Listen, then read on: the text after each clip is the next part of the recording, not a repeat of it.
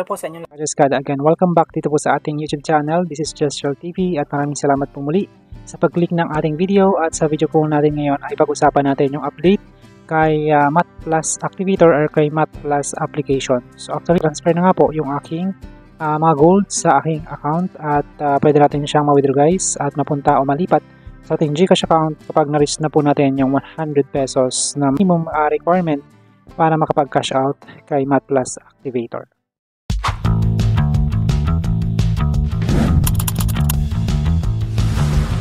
So guys, nandito na nga po tayo sa ating application at unahin ko na lang itong invite friends. Dito sa my account, nandito po yung edit profile.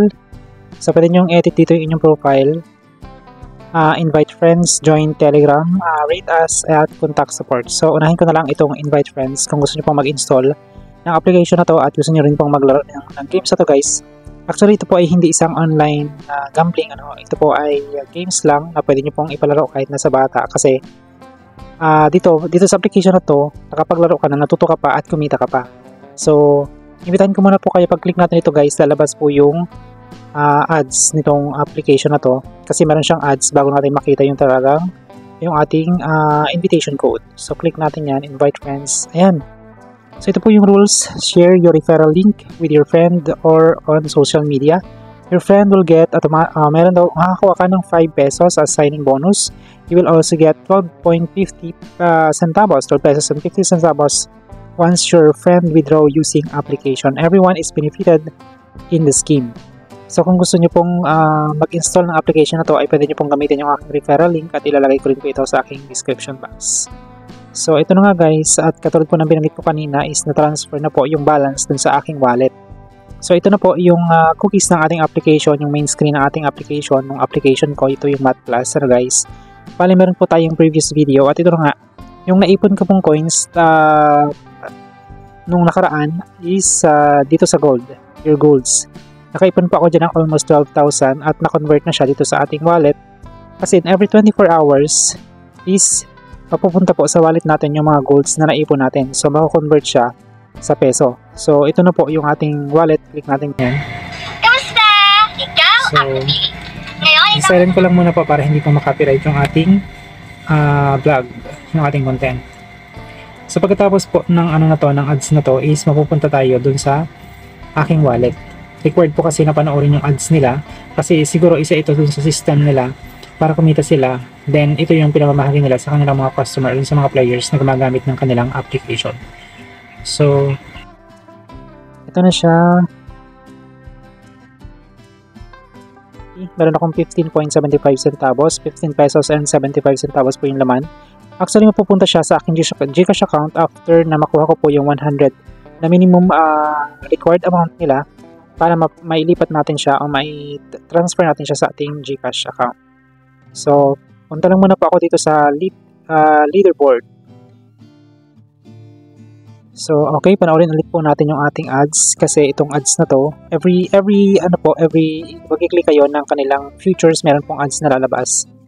So, ito po yung ating leaderboard. As you can see, meron itong win up to 200 pesos. So, let's say for example, nakakuha po kayo ng, katulad nito, yung number 1 dito is si Sarun Kumar, meron siyang 155,393 gold. Kapag kinonvert po yan sa peso is 25 pesos. So, yun po yung worth o yun yung halaga ng gold na naipon niya. So, as you can see, dito pa rin sa screen, meron po ditong time remaining. So, ibig sabihin itong time remaining na to, ito'y tumatakbo po. Kasi within 24 hours, yung mga golds na naipon natin dito sa your gold, dito, yung naipon natin dito is automatically mapupunta siya dito sa ating wallet. So, itong tickets naman, ang function nitong tickets, kailangan natin siyang ipunin para makapaglaro tayo na ilalagay naman yung points na makukuha natin dito sa gold. So, sampalan natin guys. Ayan. So, meron siyang ads. Obserbahan niyo po, yung kapag natapos yung ads, meron papasok na 2 coins, 2 coins doon sa ating watch ad. So, yun yung gagamitin natin para makapag-earn naman tayo ng gold. Tapos yung gold naman po na yun, yung matatransfer sa peso after, o makakonvert sa peso after ng 24 hours.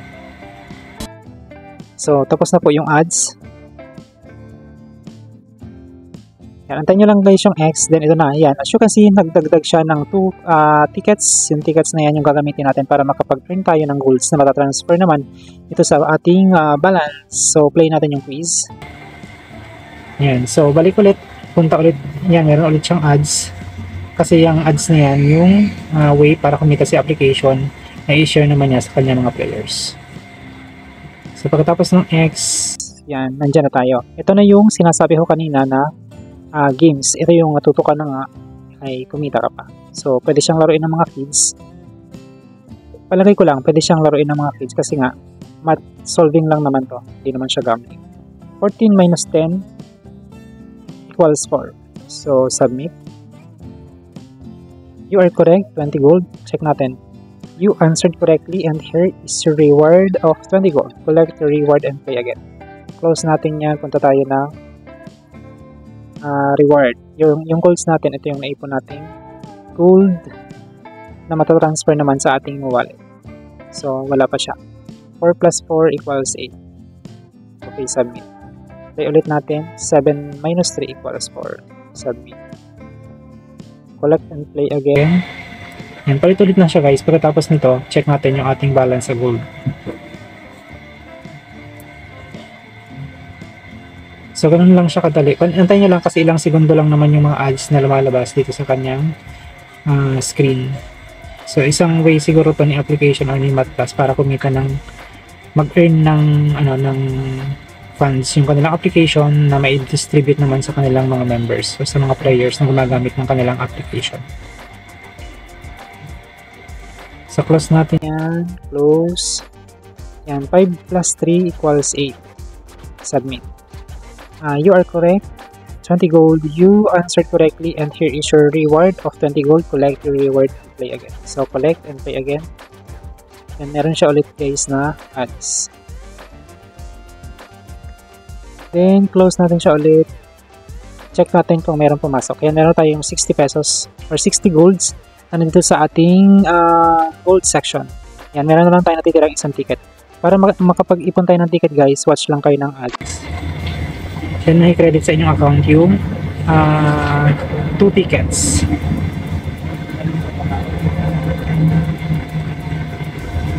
Try lang natin.